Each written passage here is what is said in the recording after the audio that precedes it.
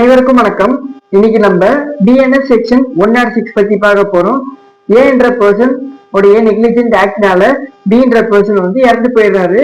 ஆனா இது ஒரு கல்பல் ஹோமிசைடா இருக்கக்கூடாது. இந்த மாதிரியான செயல்களை ஒரு நபர் செஞ்சா அந்த நபருக்கு வந்து 5 years இம்ப்ரெஷன்மெண்ட்டும் ஃபைனும் இருக்கு. இதுவே ஒரு ரெஜிஸ்டர்டு மெடிக்கல் பிராக்டிஷனர் வந்து அவங்களோட மெடிக்கல் ப்ரொசீஜரை பெர்ஃபார்ம் பண்ணும்போது அவங்களோட நெக்லிஜென்ட்னால ஒரு பர்சன் இறந்து போயிட்டா அவங்களுக்கு வந்து 2 years இம்ப்ரெஷன்மெண்ட்டும் ஃபைனும் இருக்கு. இதை பத்தி பிஎன்எஸ் செக்ஷன் 106 சப் கிளாஸ் ஒன்ல சொல்றாங்க. இப்போ வந்து பிஎன்எஸ் செக்ஷன் 106 சப் கிளாஸ் உள்ள என்ன சொல்றாங்கன்னா, ஏன்ற பர்சன் வந்து நெக்லிஜென்டா பைக் ஓட்டுறதுனால பின்ற பர்சன் வந்து இறந்து போயிடாது.